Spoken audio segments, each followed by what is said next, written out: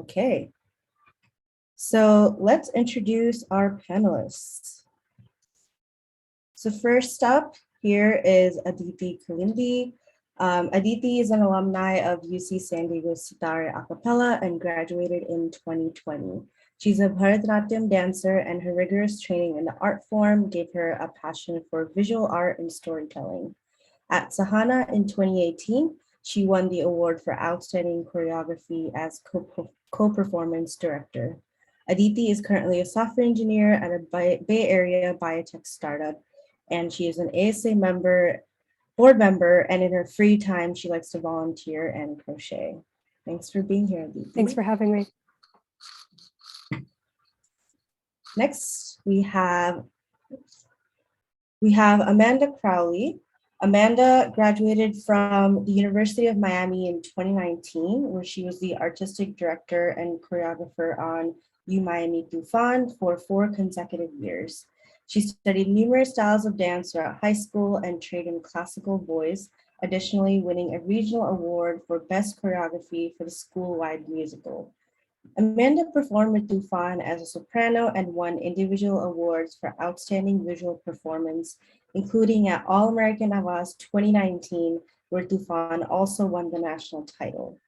After graduating with a BS in psychology with minors in biology, theater, arts, and dance, Amanda completed an internship through Walt Disney World and is now pursuing her educational master's in school psychology and her MA in applied educational psychology from Columbia University. That's a happy here, Amanda. Happy to be here. Lastly, we have Ezra Skeete. Ezra is from Dallas, Texas. He went to Texas A&M University, where he served as choreography director on Swaram a cappella for 2 consecutive years, competing around the US and winning the first 2 All-American Awards national competitions.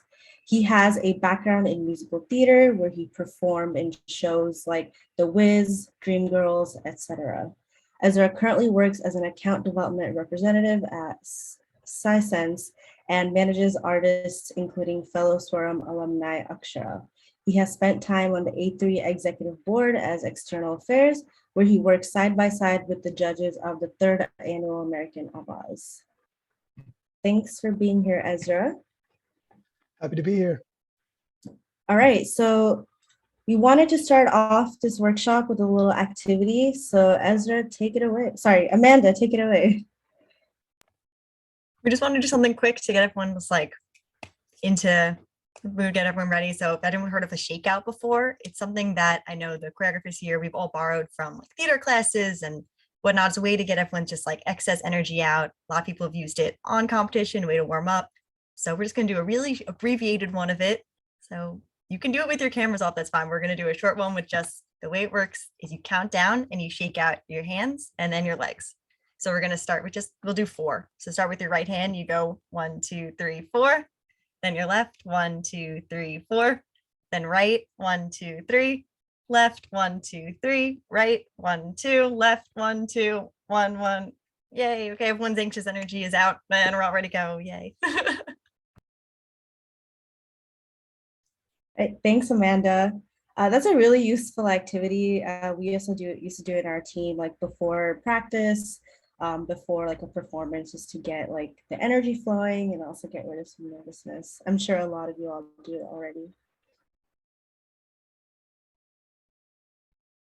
Okay, so we're gonna go into our panelist question section now. I'll be asking questions one by one, and we'll go in the order of Aditi, Amanda, and Ezra.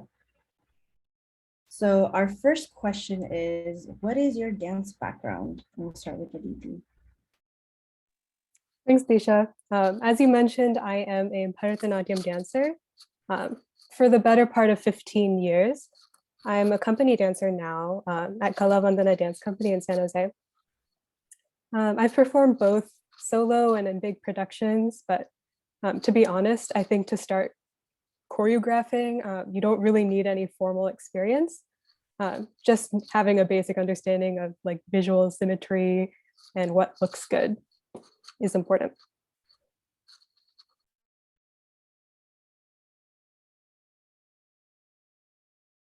Go to Amanda.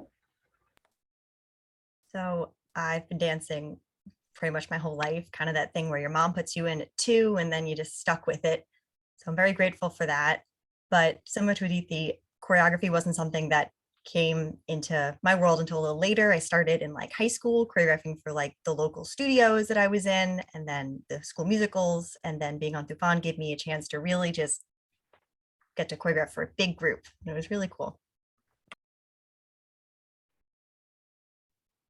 Yeah, much like Amanda, I wasn't dancing much until about high school. Did a little bit of something in my room and walking to class and things like that, but not really formalized training until high school when I was on musicals and helping out my directors, both in like show choir, but then also on the stage as well. So that's kind of how I got my start. And then once I was on Swarm, just kind of saw that there was a need for someone to kind of step up and, take the lead and kind of figure out what needed to be figured out when it comes to choreography, when it comes to lighting, different things like that. So that's where I stepped in. Nice, very different dance backgrounds. So our second question, how did you find inspiration for your set choreography? Was there always a storyline or theme, or did you just wove together some moves? We'll start with Aditi. So in my personal experience, as a choreographer, you have to work pretty closely with the music directors. While arranging, they'll normally have some sort of abstract idea that you can flesh out about each song in the set. Something really important is to make sure to define the meaning you want to assign to each song. For example, have a couple inspiration words. Like if you were doing like a soulful Arjit Singh Bollywood ballad type, then your inspiration word would be like soulful or wistful, and then you can work from there. But to be honest, a theme really does help you contextualize each song and tell a story, but you might not need it if you're solid in your mind, like how each song should feel. In a different vein, another way to inspire yourself, something that I did, I loved to waste time watching a cappella sets, like with a pen and paper in front of me. Like I can't tell you how many hours I've spent just doing this, watching ICCA sets or other Desi a cappella sets. You'll see their moves and formations and you'll think they're so clever. And then you'll say, oh, okay, I can take this move and incorporate it in this way. So yeah, it's really helpful to just like get a good idea of what other teams are doing too.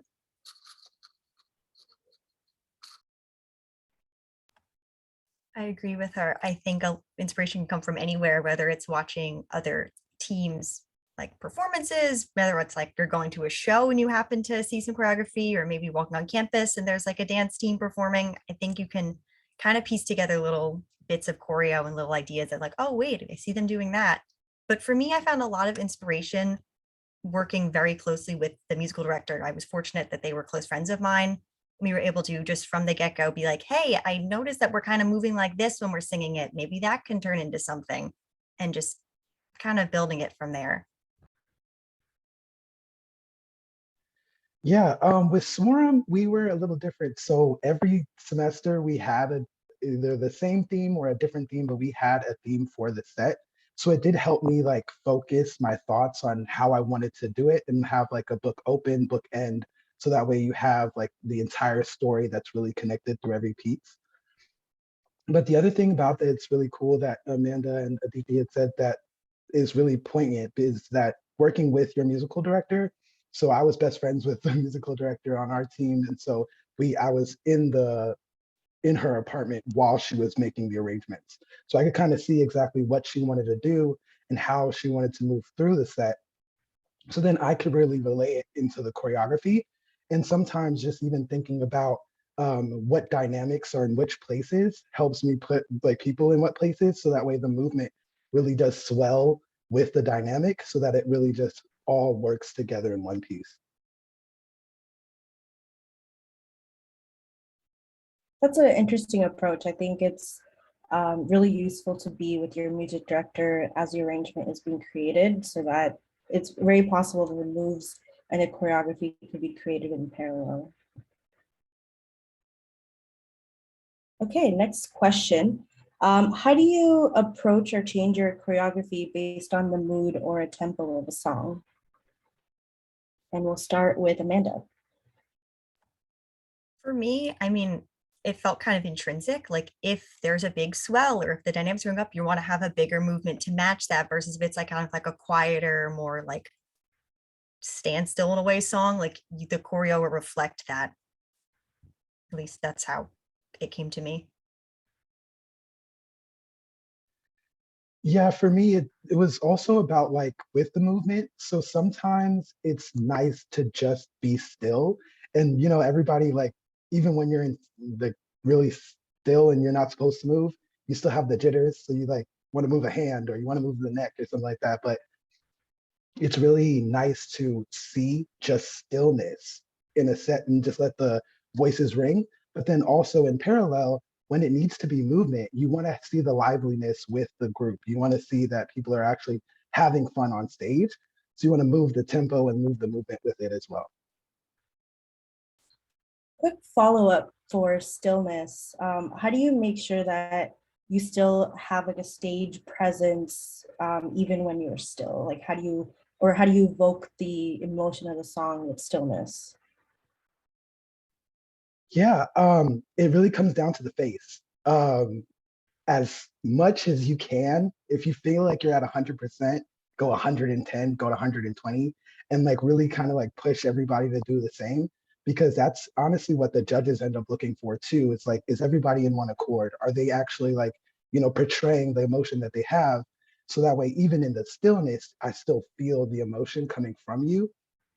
And naturally that does come with a lot of like the notes that you're singing and like as you're singing together, but putting that extra emphasis on the face and actually emoting does really take it an extra level.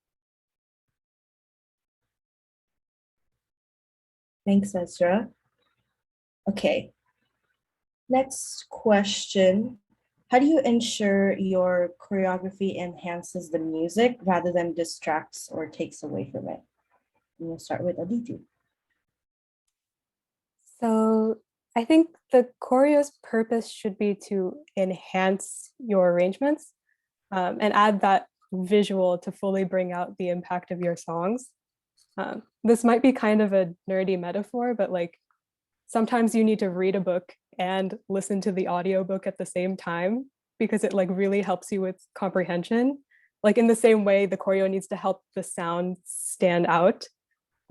Yeah, I recommend like going through each song. Say like your soloist has like a really big sustained high note at some place. It doesn't make sense to have your soloist like in the back, like in the corner or something. Like you want to have them front and center. Similarly, like if you have like a really cool melody in the arrangement, then maybe the soloist should be in the corner in the back and let the backgrounds come out more. Do some movement to emphasize it. In terms of like more practical advice, you need to make sure that your choreo is not like negatively impacting your sound. Like if you're flailing your arms, it can affect your mic technique. And like, unless you're the pinnacle of cardiovascular fitness, it's like hard to jump around and at the same time have like a really full stable sound. So if you're looking for like a really full sound, then you wouldn't be running around. Yeah, that's all.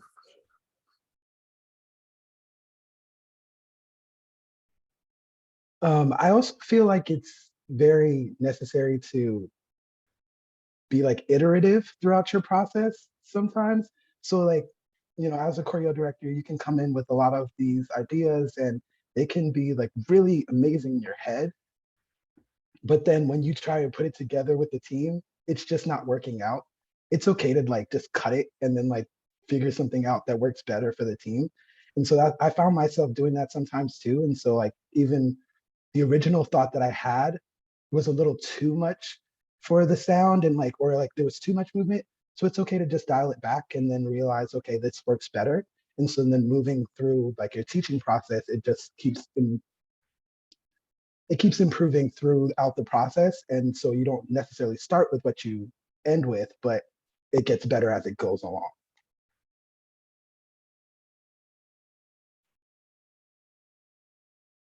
Okay, next question.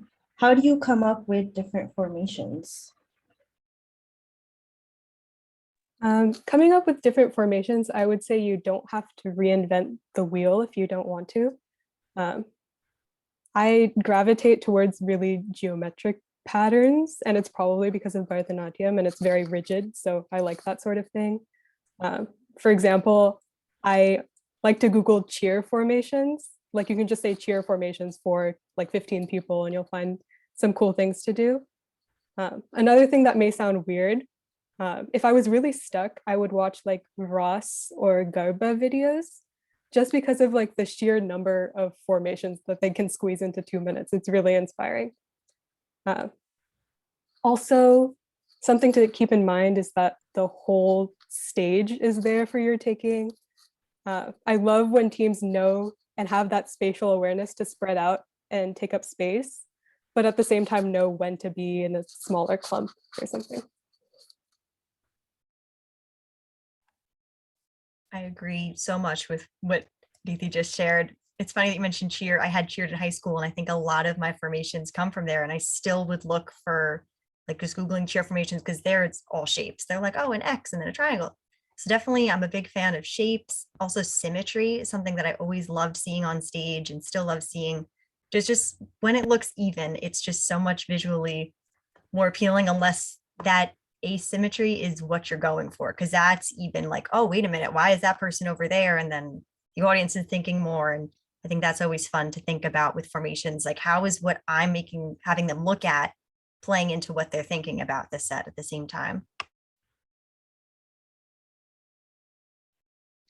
And I was very meticulous in the way that I set everybody up. Like, I got everyone's heights, and then I also got the stage like parameters of like different stages that we would be performing at, so I knew how much space I could use within the stage. Because it's sometimes it's good to just know, like, you know, okay, this person's taller than this person, so I can put the smaller person in front of them. They can both be seen, but then, you know, still having to save the formation and not having to hide people because one person's too tall or something like that. And I just didn't think about that. And then for the use of the stage, you know, as Aditi was pointing out, you know, sometimes it's nice to have like everybody just clumped in like one area, but then you want to expand it, and then everybody's around the stage, or you want to go to one part of the stage, move to another. So that way you can really get a full use of the stage, and it really looks like as you're performing that you guys really did take advantage of all the space that you had.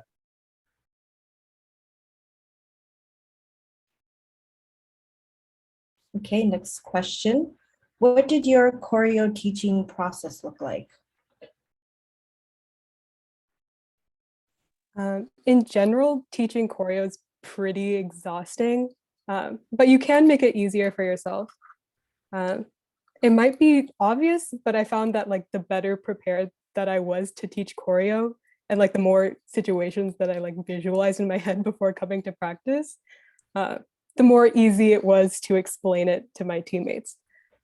So there's this visual on the screen. I actually only started doing this my last year of being performance director.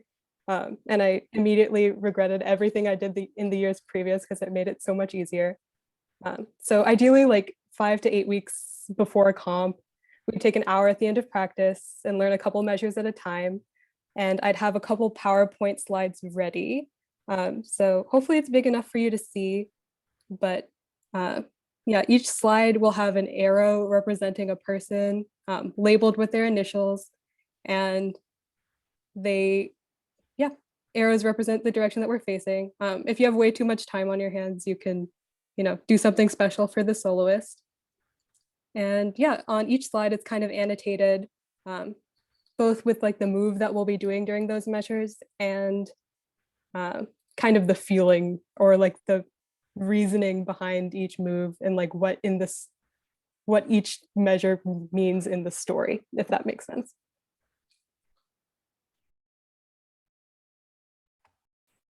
My choreo teaching process was much less high tech. To be honest, I was a notebook and stick figures drawn on it kind of person. And what we would do is we would usually, for at least one practice a month, especially when learning choreo, we would rent out a space in the gym at our school with the mirrors so that everyone could see themselves and get a chance to like see, look, my hand looks like this, my body looks like this when I'm moving. And that kind of helped when teaching choreo to have just like a visual, because of course you can see everyone, but not everyone can see themselves. Not everyone's used to dancing like this.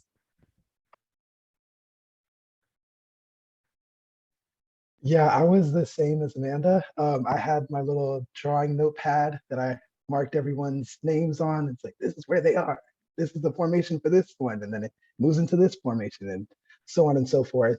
And in each formation on the sides, kind of like how Aditi was pointing out, having what they're doing in each formation for that specific movement. So like, once you get into it, it's like, okay, this is where you guys are going to be. Just be standing still here. And now we're going to talk about what you do here. But then we're going to move to the next one. And then just break it down into each section. So that way it's a little more, it's easier to teach the group bite size. So as like you go through practices, you focus on one song, then you move to the next song, rehearse the other one, then go to the next song, rehearse the two that you learned, and then go to the next. So basically just making sure that you can break it down in a way that's understandable for you to be able to teach it and not lose anything, but then also for the group to understand. I like these different approaches for teaching.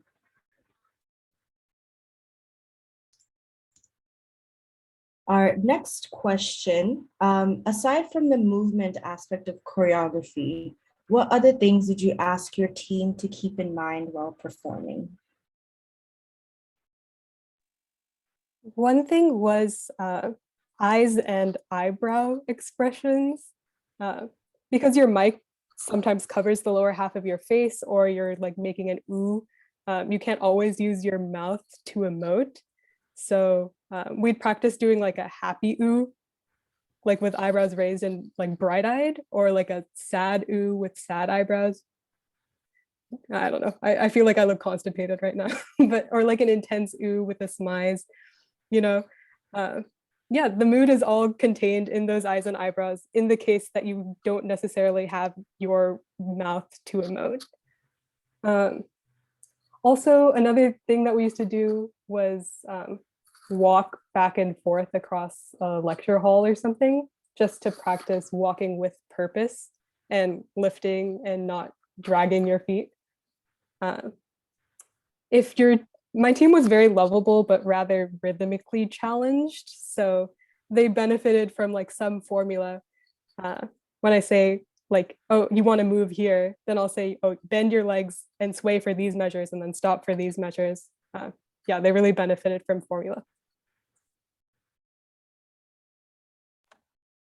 I think something choreo, not choreo, that my team had to focus on in the beginning was mic technique, because everyone gets so caught up in moving and okay, this is my move, and then yourselves and your mic's over here and we can't hear like your beautiful voice. So that was a big thing, just constantly being like, where's my mic? Where do I keep it? And choreographing that, almost being like, okay, your mic's in your left hand, now your mic's in your right hand, like where are you putting it? And then just in terms of what to keep in mind for expressions and emotions, just remembering what you're singing about. Like, what's the point of this? What am I doing? What do I have to have in my mind when I'm singing? Like Aditi was saying, are we happy? Are we in an upbeat mood? Is this more of like a sadder mood? And just keeping that present. Yeah, I had my team running. I made them run with singing their set. So that way, by time we got to the stage, you weren't tired. You weren't feeling like, you were running out of breath and different things like that. So if you were like, a little more active when we were rehearsing, by the time we got ready for the stage, we're good to go. Because when you have just the anxiety of about to perform, and then you're about to be in front of the judges, in front of all the crowd, and maybe you have family and friends, the lights are on you beaming, there's different things that you can forget about, and you can get lost in the moment. And when you get lost in the moment, sometimes you can forget your placement, you can forget like a choreo move. And so you want to be very present. So I just try to throw as many like, random scenarios at them beforehand. So that way they could be prepared for it once they're on the stage. I believe, Ezra, you have an example you'd like to show for this one.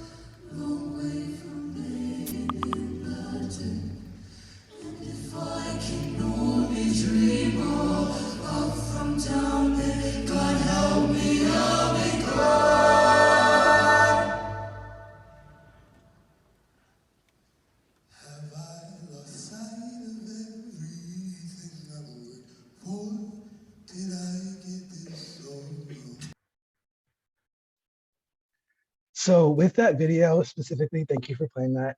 One of the couple of things to highlight there. So first is the fact that we weren't moving except for like our top halves until we like bent down and then came back up.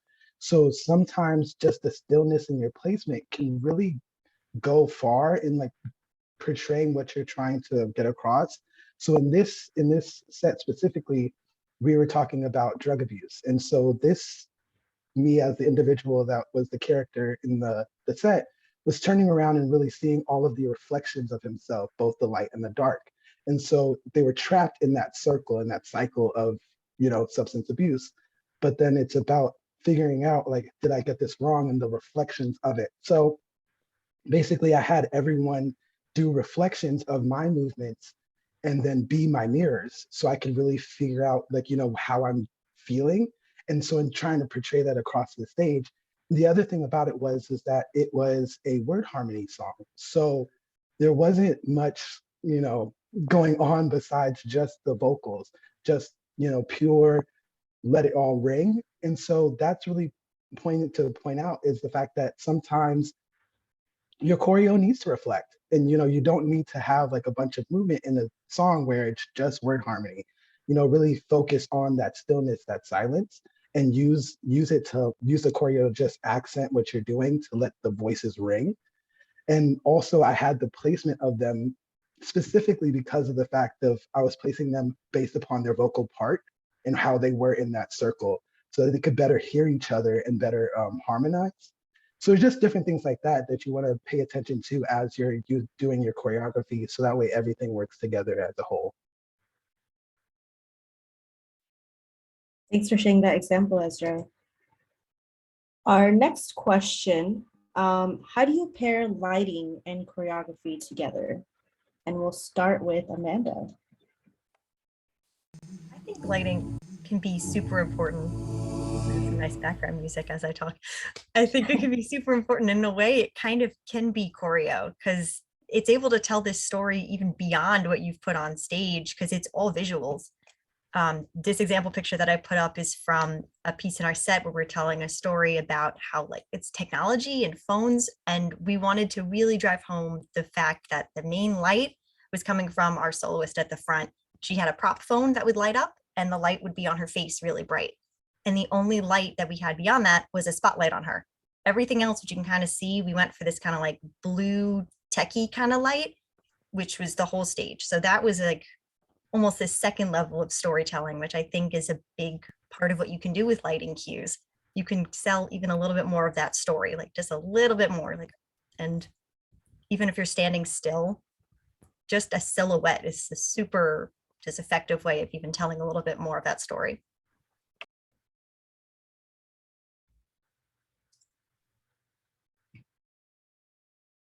Oh, and before you did want to say, Amanda, I saw that live and I love that choreography. I just wanted to let you know.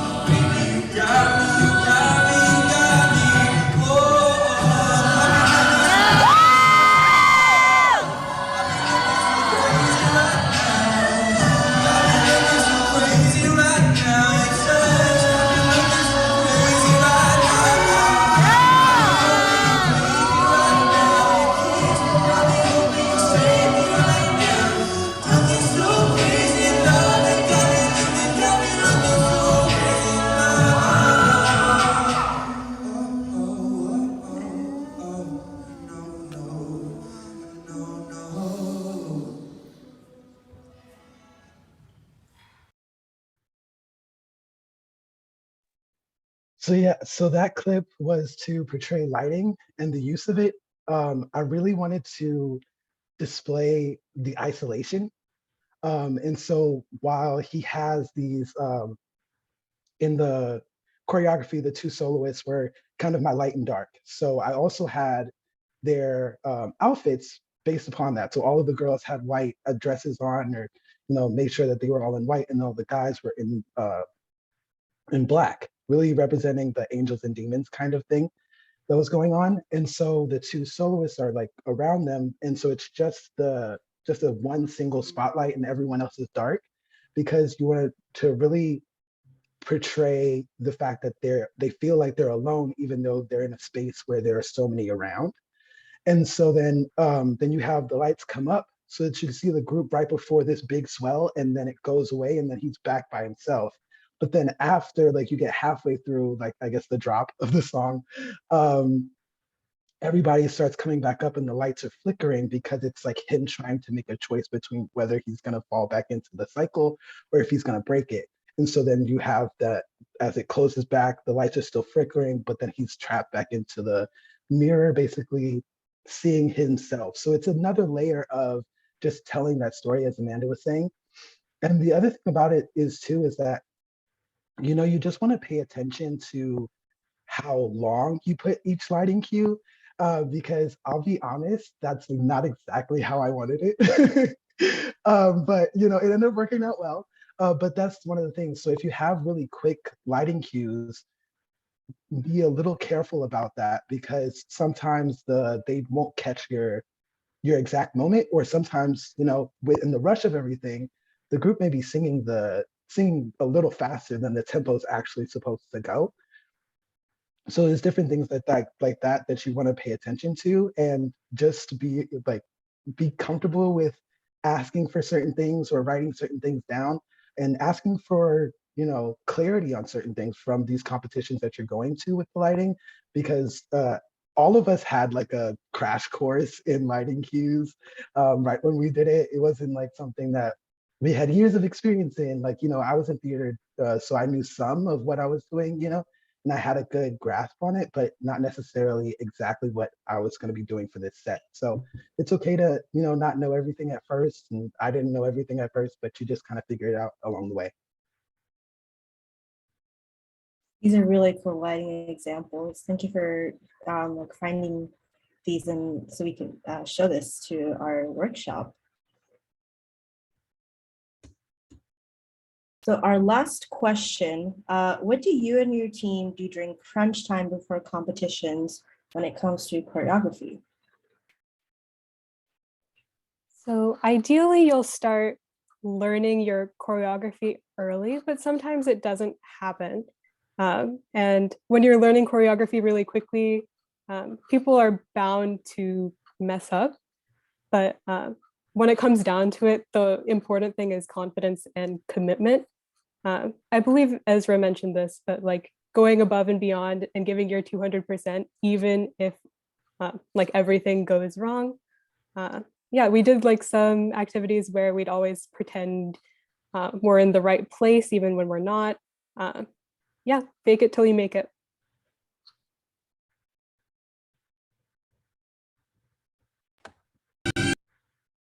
For my team, and why I wanted to put this picture briefly, just talking about like day of competition. So this was a picture from one of our like sound checks at the competition. And I've seen different teams do different things with their sound check. They'll maybe only running through like big moments, and people run through the whole thing, regardless of what you do. So like bottom right of that picture in the white shirt is one of our incredible liaisons. And something that we always had them do is record it. They recorded the whole thing so that when we went back after, we had something to look at for choreo to say like, oh, wow, this stage was maybe much bigger than anticipated, or like the spacing is super weird in this, or just a way so it's like you can see it one more time before it goes on stage. Because as a choreographer, you have to be in the set too. You can't be running down and running back up. I've done that. I don't suggest it. It's not great. Having someone record it is so much more helpful. Yeah, one of the things that I tried to make sure was that, like, we stretched before we did our like warm-ups and stuff like that. You know, just get yourself loose and limber, do a couple of shakeouts that Amanda had done earlier this in this panel, and just like feel comfortable with each other and really just reiterate what's going on at which area. So that way, you know, so these, you know the choreography, you know where your blocking is, you know what movements you're doing in them. Let's remember why we're doing this. And let's remember what this is supposed to mean and what this is supposed to represent. And so that way it just further drives it home. But then also just hang out, be happy with each other. Like, you know, you're getting to compete with like 15 of your best friends, you know? Just kind of trying to keep the spirits high and like, you know, going above and beyond to just be comfortable in the group, because then it'll show on stage that familiarity and just the happiness that you guys have performing together.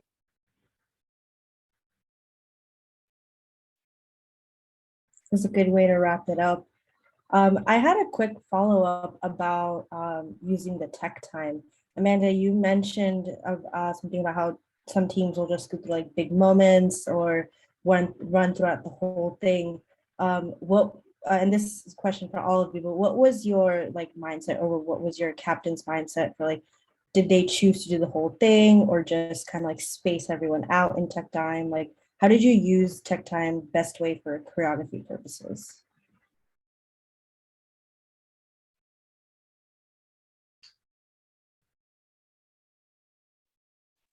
I think towards like the last couple years I was in school, we had to do a full tech run at the end of, or we had to do a full set run at the end of our tech run. Other than that, in terms of choreo, if we had extra time during tech run, maybe we'd select a couple very important formations, for example, the ones that were taking up the whole stage, and then just quickly run those through so that each person knows where they should be standing in a new environment. I agree, something similar. I remember it depended, I think, what stage you were at, what the sound technicians wanted to hear. Sometimes they were like, oh, I want to hear your loudest part, or like, oh, I want to hear the full set. So we had to work with them. But I mean, if I could choose, I'd be like, we're running through everything just so we can see it and feel it at least once on the stage. Yeah, I would agree. It really did just depend on the tech team that you had there and like how much time you had for your tech rehearsal. But if you had the chance, we had the chance to go through all of our sets. I would go through the whole set, but then also focus on areas that I knew were problem areas going into the day. So that way it's just like, okay, so now that we're on stage, you get a good feel of this specific area that everybody's not really together on. Let's see how it feels on stage. Let's get a recording of it. And then we can go and focus on like, you know, tweaking things outside of this time. But at least that way we have good time to rehearse it on the stage and see exactly how it feels.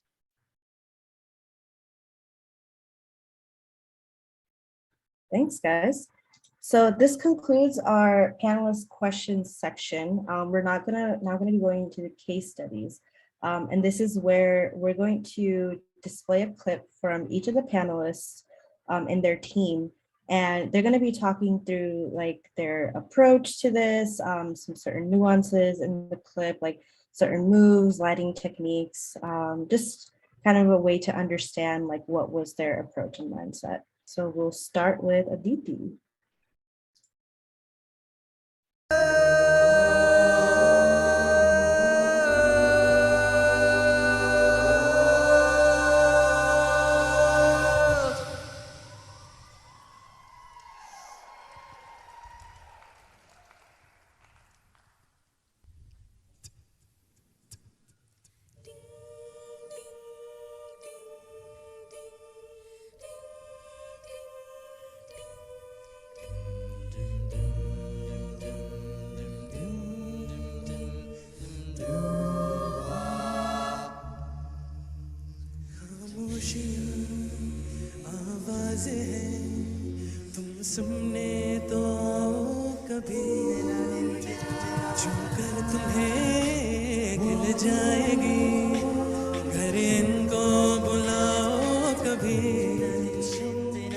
बेकरार है बात करने को कहने दो इनको जरा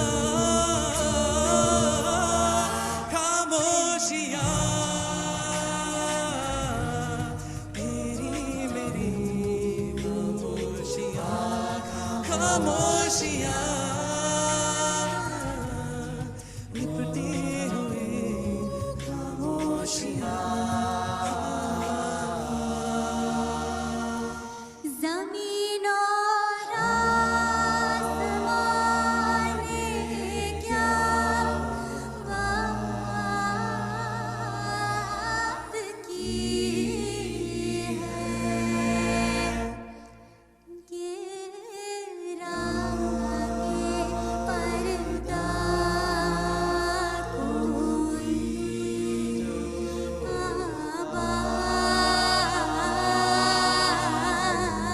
बात की।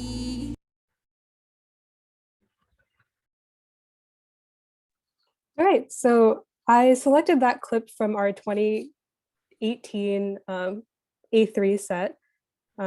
Chose it because I kind of wanted to show the transition between two songs with two different moods. At the very beginning, you saw the ending to a more intense mood English song, and it kind of transitions into a more like soulful Bollywood medley. This might be obvious, but the reason to include the transition was because it's nice to not have to reset formations in between songs. And it kind of adds more cohesion to the set if you're always, if you're not resetting in between. Here, we chose a clump formation with the beatboxer in the back because the beatboxer wanted to get a sip of water before the next song. So we stuck him in the back and he came in and did the count in. We had that clump formation because we all wanted to hear the count in. It's easier when you're in a smaller area. Let's see. I think as my team, as I mentioned before, my team did really well when I gave them a formula. Yeah, being still for XYZ measures and then moving for these XYZ measures really did help them. I love to also make the soloist part of the choreo. They don't have to be up front all the time. Yeah, we had our soloists kind of walk the whole stage diagonal. We had the other soloist kind of direct the part of the arrangement that didn't have a tempo. Okay, in terms of formations, playing with the size of the stage is great. The windowed diagonal line is a nod to Bharatanatyam. You do that all the time, but it's nice because at least it visually takes up the entire stage. Yeah, and I think Ezra mentioned this recently. At the end, we wanted to emphasize the part of the arrangement that is the soloist direction. And I really think you should lean into not moving at all if you don't have to, if you want to make a statement. Thanks, Aditi. Okay, we'll go to Amanda now.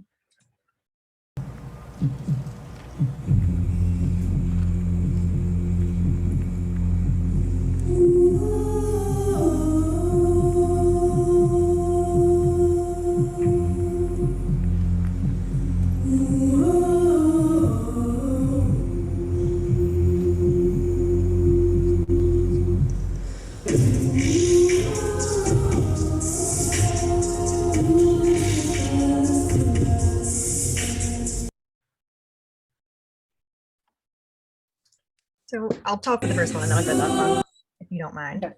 So for the first one, I wanted to talk about two things. The first one is bringing your VP into the choreo.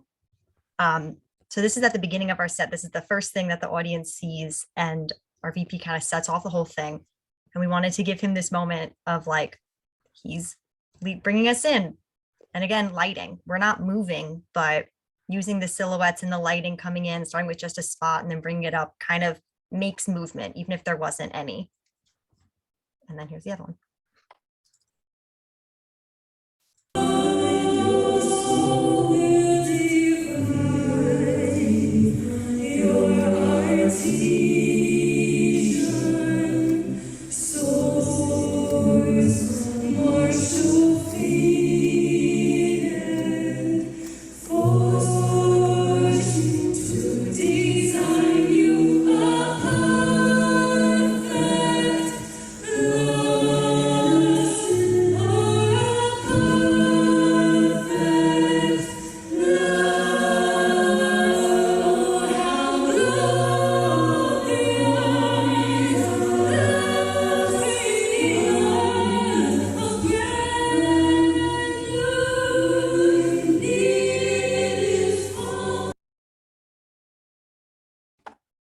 And then for this one, I want to talk a little bit more about storytelling. So this is the song from before where phones are controlling us, technology, very Black Mirror.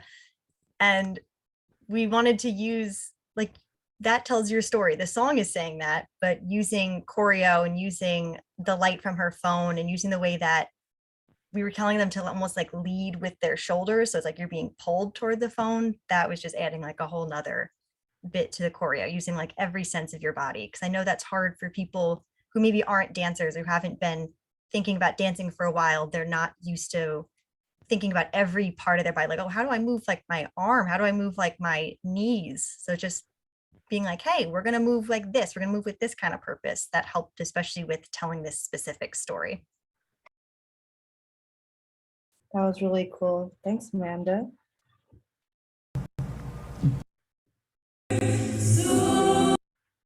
Okay, and now we have Ezra.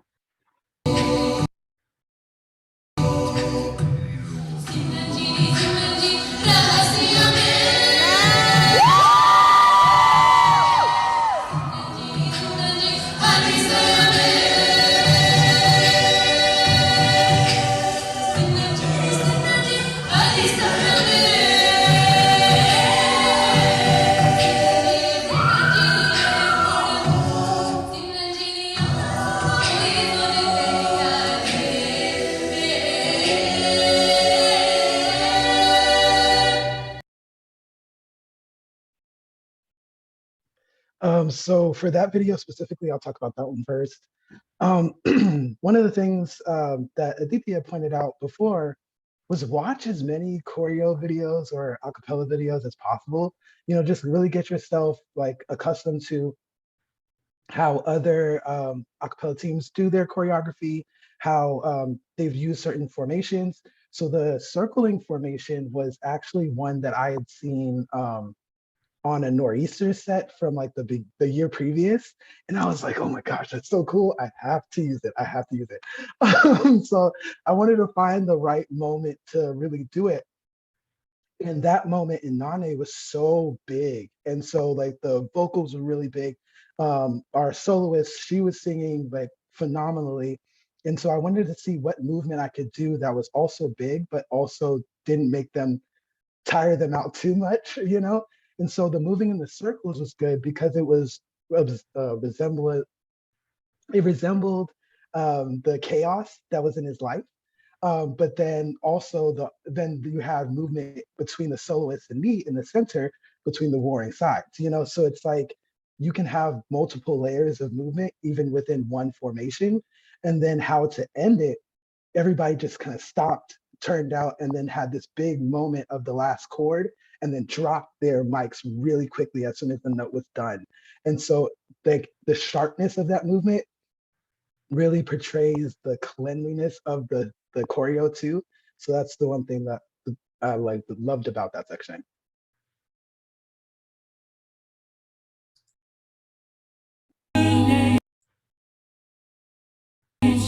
Everybody wants to rule the world.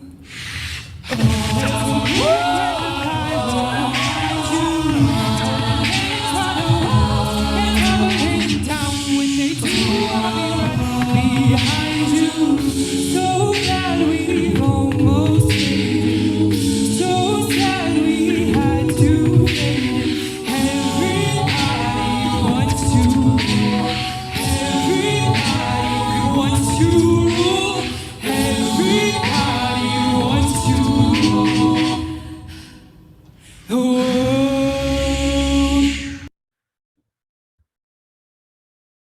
So for that one specifically, wanted to also incorporate the choreography of the soloist. So sometimes, you want to incorporate the soloist, but then you just don't want to like have them singing, just standing in a formation. You want them still telling that story and still playing with them. So in this one, it was actually a theme of domestic abuse. So the girl that had the purple skirt, she was the one that was being abused. And so the soloist actually played a demon on her shoulder. And so that's why you see her playing with her hair and like messing with her and different things like that. And so then at the ending part was everything just encroaching upon her, everyone encroaching upon her. And then the sharpness of us all turning our faces out as soon as that's done just really shows that we're, like, everybody in the group is connected. And even though we were all just singing like an ooh, I think it was at the moment, as Aditi had pointed out before, having those intense eyebrows, like maybe you're scowling or, you can see the furrow in your brow or something like that. So that way, once everybody turns out, it's really clean, it's really together. And so just making sure that your entire group is really just connecting to that specific emotion and what they're supposed to be portraying. So that way at each point, it's really portraying to the judges as well. Awesome. Thanks for sharing this. So we're now going into our Q&A session. So opening up the floor for anyone to ask any questions. Feel free to unmute and ask or drop them in the chat.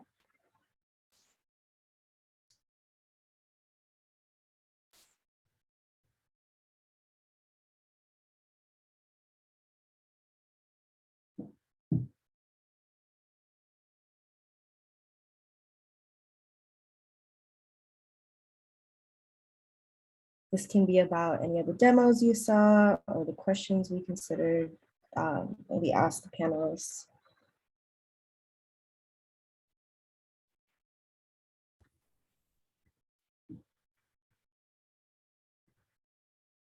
Yeah, go ahead, Ria. Hi, everyone. So this is my first year as performance director, and I had a question about lighting. I also did think it was like, I kind of had to like figure that out on my own, but like generally would we be using like warmer tones for powerful points in the song? Like that's kind of what I did this year. And I stuck to cooler tones for like the more eerie, slow parts of the song. But do you guys have any advice on that front?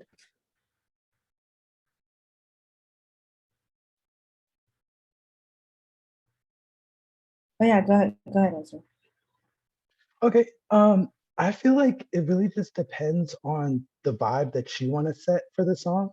So while a cooler tone could be really good for something that's really soft and subtle, kind of like the word harmony song that I had, you could also use like a red for that if it was more, if you wanted to be more intense. And so kind of like how the beginning was with Amanda set, when there was like the red background and everything with silhouette, like that's a really intense part, but it's not a very like up tempo part. So like she still really put the red, but it really portrayed across that it was an intense thing that we're supposed to be drawn in on, But mine was like, really soft and smooth, and it was about the same level of intensity, but like I wanted something that was very like, you know, clear and like cool, like that felt like, I feel cold here. Like that's what I'm trying to portray. So I feel like maybe set the lighting to the feeling that you're trying to portray on the song, less so like the intensity of the song itself. That's really helpful. Thank you so much. I was just going to say one thing onto the end of that, like it's your image, it's your visual performance. Like you're the artistic director. If you feel like, you know what, this is a blue song, make it a blue song. But the only thing I can say is just keep your team's outfits in mind. Not that I'm saying like, oh, we can't ever clash, because maybe clashing is intentional. Just keep that in the back of your mind. Sometimes I've seen that with some teams picking certain colors versus other teams picking different colors.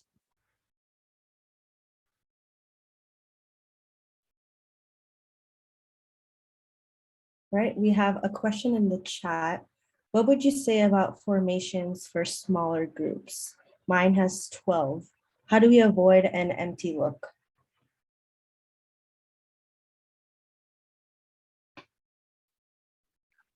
So I would say use your space then.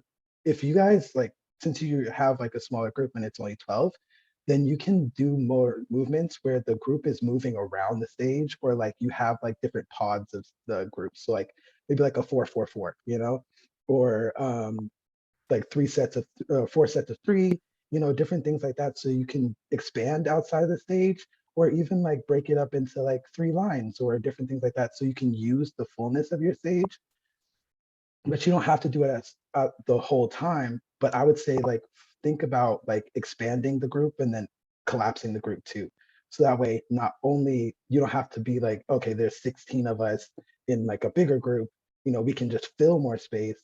But it's like where there's 12 of us, we can do more with the space because there aren't as many people to kind of get in our way.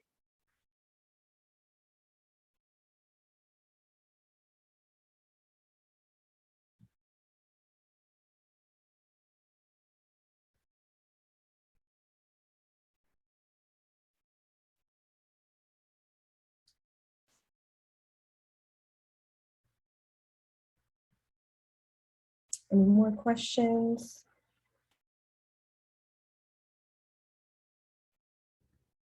I have a small one. I'm not in a cappella anymore and graduated, but I have a question on behalf of my team now. So my team was one that never really had a performance director. We just had a different person choreograph each song just as they wanted to. And now having been through almost 2 completely virtual years, I feel like a lot of the members on the team are very new to choreo and it's something they want to get into, but they kind of just have no idea where to start. And given that we don't have like a point person for like who just takes responsibility of the entire thing, they're, I think, just overwhelmed by the concept of choreo and where to start. So what advice would you pass along to them, apart from, I think, what you all mentioned earlier about watching videos and just like learning from example?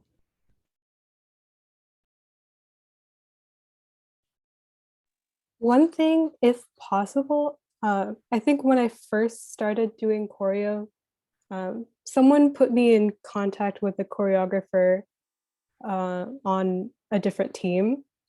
And they gave me a lot of pointers on like where to start. Yeah, if it's really helpful that this workshop was put together because I would have really benefited from it as a freshman.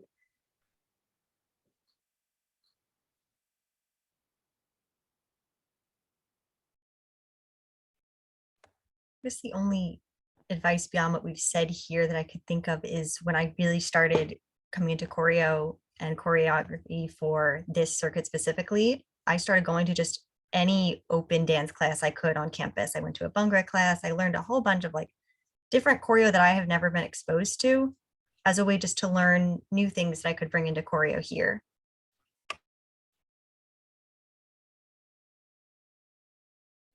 And then the one thing that I would say, you had pointed out that there are multiple different members that were interested in choreo, right? Is that right? Yeah, like we don't have a single person. We kind of just all do it. Like there'll just be a different person per arrangement. Yeah, so I would honestly just everybody that's interested in choreography, get together, have a hangout, and just kind of like, I don't know, spitfire some ideas, brainstorm. So that way, even if like each person's doing a different song, you all kind of have an idea of what the person before is doing. So that way, everything still flows together, and then kind of just like come up with ideas with each other. So that way you don't feel overwhelmed as an individual, like, okay, this is the song that I have to control. And, I don't want to let anybody down. So different things like that. But, if everybody's kind of working together and it's more of a collective, then that way it's a little better. So that way you can start as a group instead of just starting alone. Yeah, I think collaboration is so central to like successful choreography, especially because when you have like another body in the room, you can just visualize things better, even with just like 2 people. So Thank you guys.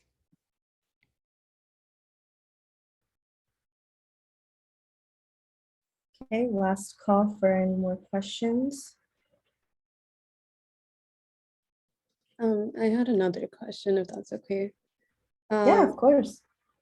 I heard Ezra mention that he kept in mind like the heights of respective members. Um, I'm kind of getting like really picky about small things and I don't know what to focus on, but do you think it's important that the guys and girls are kept in mind because they're wearing different outfits and kind of arranging them symmetrically, or do you think that's something that you don't usually do?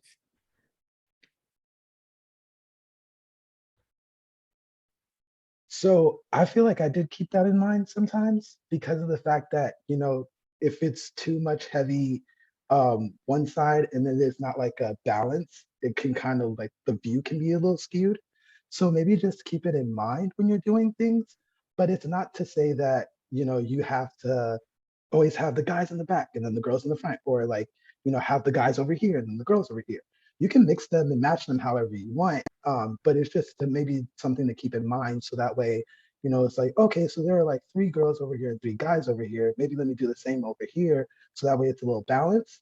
But like the formation and where they're placed in that is completely up to you, but it's just something that you keep in mind as like from the judge's standpoint, does this look balanced? Right, thank you.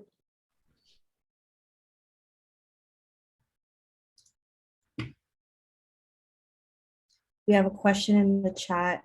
Tips for helping out shy members, or how to create choreo keeping those members in mind.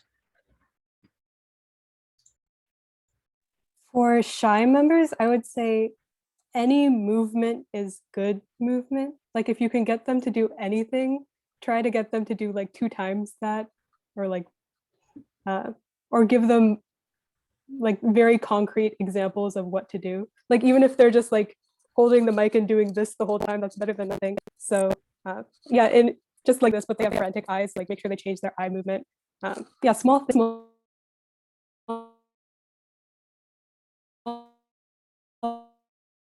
things that matter. And I think when you're creating that choreo as well, just being mindful, being like, hey, maybe that person shouldn't be like the point of the pyramid. Maybe that person shouldn't be like front and center, just in terms of their own comfort now on stage. That's going to be super obvious.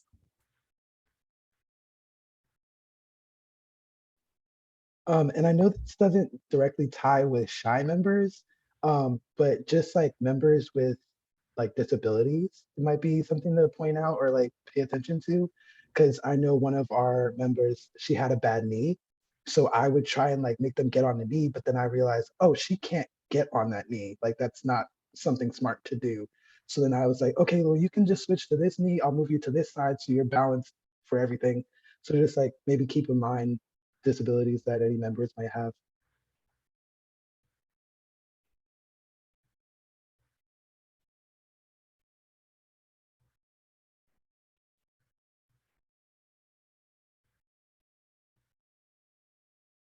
Okay, another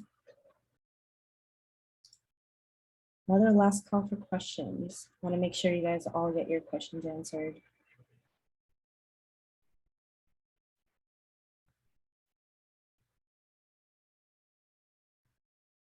Okay, we'll conclude the Q&A. I just wanted to say, if you could take some time to fill out the feedback form that's been posted in the chat, that would be great. That helps us gather feedback on how this workshop went and tweak future workshops so we can make them better and more useful for you guys. So we just want to close out with another activity. So Ezra, take it away. Yeah, so this is the emoting activity. I urge everyone to use this for your teams. If you've been in theater before, you've probably seen it, but we're gonna do 2 things. So first, it's gonna be the happy face. Try and make the happiest face that you can possibly make. Like it could be scary, but like please do it. So it's like I'm gonna do countdown to 3 and then smile as big as you possibly can. 3, 2, 1. You see, our face, it looks horrible. Like it's really scary, but like, this is how much energy I want on the stage, right? That's how much energy you want to be emoting when you're like, it's really big. Like Aditi was saying, like bring those eyebrows up, open those eyes, really make sure that they can see it from the top half, even if they can't see it from the bottom with your vocals. And then the second one, I'll count down as well. That's going to be the saddest face that you can possibly make. You know, somebody just did something horrible to you, and you're like, man, I'm going to cry for days. So that's what you want to do for the other end. So 3, 2, 1. Still looks bad. Like, I know, guys, I know. Maybe not close your eyes like I just did, because you're probably going to be still doing choreo. But, you know, as you would think, as you're seeing, like, you know, my eyebrows kind of furrow, they come down. My cheekbones are a little dropped. My whole face drops a little bit. And so it's a little more sorrow. So like, think about that when you're trying to teach that to your group and moving forward. So that way they can know not only just the moves, but the emotions as well. Thanks, Ezra. So this closes out our workshop. Thank you all so much for coming. Thank you to the panelists. We have their contact information on this slide.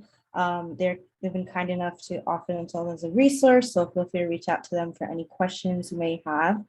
And we'll close it out. Thanks, everyone.